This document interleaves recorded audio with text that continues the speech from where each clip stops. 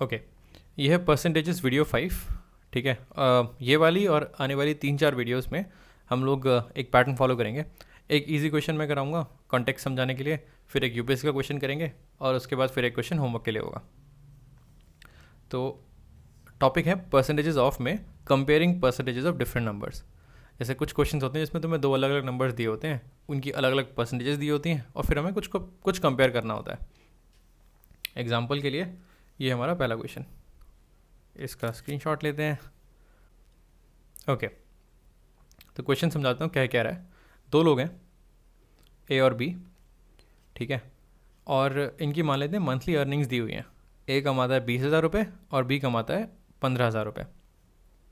फिर हमें दिया हुआ है कि ए इस 20,000 का जो इसने कमाया उसका 60% खर्च करता है, वो इसके एक्सपेंसेस है, और बी खर्च करता है इस 15,000 का 50%। अब हमें पता लगाना है कि ए कितना बचाता है, ए की सेविंग्स क्या है, और सेम बी कितना बचाता है, और फिर कंपेयर करना है कि हु सेव्स मोर। तो एक डायरेक्ट तरीका देखेंगे, फिर शॉर्टकट देखते हैं। तुम चाहो तो इसको खुद से सॉल्व कर लो, तब तक मैं कलर्स वगैरह ढूंढ लेता हूँ। ओके, पहले उठाते हैं इस कलर से करते हैं, ठीक है।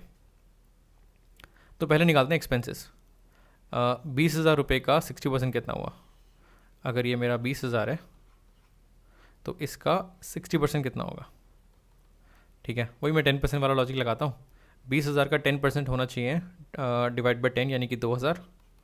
10% हुआ इसका 2,000 और 60% हो जाएगा इसका 6 टाइम्स यानी कि 12,000। तो यानी कि ए का एक्सपेंडिचर हो गया 12,000। ऐसे बी का निकालते हैं। अब 50% तो आसान नंबर है तो मैं ये सब नहीं करूँगा। 50% मतलब हाफ होता है। 15,000 का हाफ हो गया 7,500, तो बी खर्च करता है 7,500। तो सेविंग्स निकालने के लिए इस 20,000 में से 12 माइनस कर दो, तो 20 माइनस 12 इज़ 8। तो एक ए बचाता है 8,000 रुपये, और यहाँ पर 15,000 माइनस 7,500 माइनस साइन लगाते हैं यहाँ पर, तो ये आधा ही है तो फिर आधा बचेगा, ये हो गया 7,500।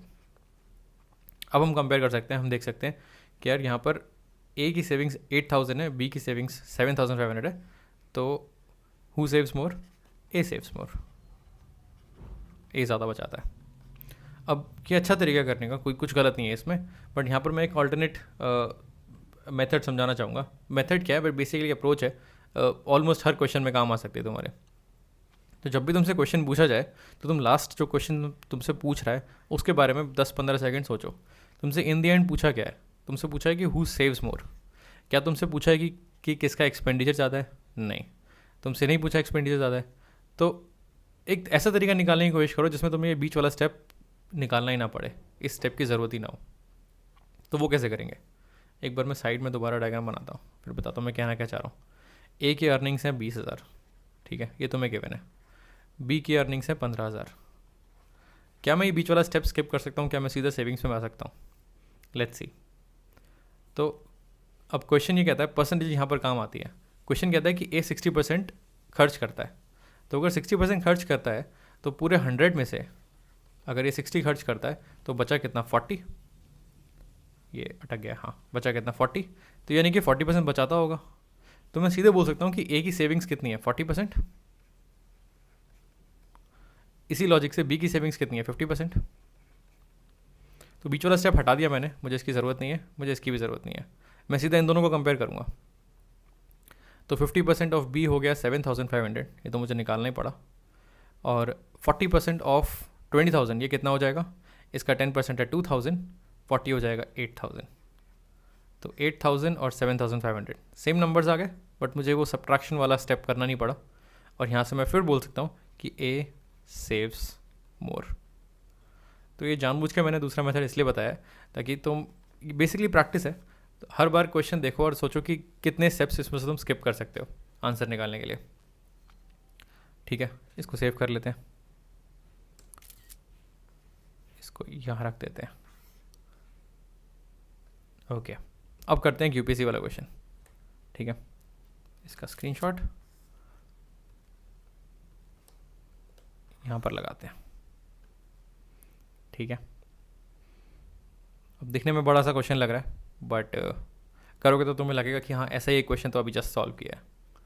ठीक है, वीडियो पॉज करो, इस क्वेश्चन को ट्राई करो। ओके, अच्छा क्वेश्चन है। वाई अच्छा क्वेश्चन है इसके बारे में बात करते हैं। इसके ऑप्शंस भी इंटरेस्टिंग है और क्वेश्चन भी इंटरेस्टिंग है। पहले क्वेश्चन देखते हैं। कहता है the proportion of expenditure on various items by two families A and B are represented in the following bar charts. तो फैमिली ए का टोटल एक्सपेंडिचर है 20,000 रुपये, यानी कि ये पूरे महीने में 20,000 रुपये खर्च करते हैं। और इसका ब्रेकअप दिया हुआ है। ये 20,000 का 50% जाता है खाने में, 50% जाता है खाने में, 30% जाता है अदर आइटम्स में, और 20% जाता है एजुकेशन में। ठीक है। वेराज फैमिली बी को अगर तुम देखोगे फैमिली बी खर्च करती है 1 लाख रुपए, जो कि काफ़ी ज़्यादा है 20,000 से, बाय द वे। और इनका ब्रेकअप ये है 10% फूड पे, खाना ही नहीं खाते ये, 10% फूड, 60% अदर आइटम्स और 30% एजुकेशन।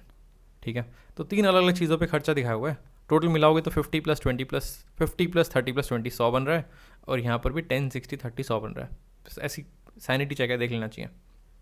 ओके, अब इससे पहले नॉर्मल इंस्टिंक्ट तुम्हारा क्या बोलेगा? जब तक जो चीज़ें हमने, जिन क्वेश्चंस को हमने अब तक सॉल्व किया है, उस हिसाब से तो हमें सारे ब्रेकअप निकाल लेने चाहिए।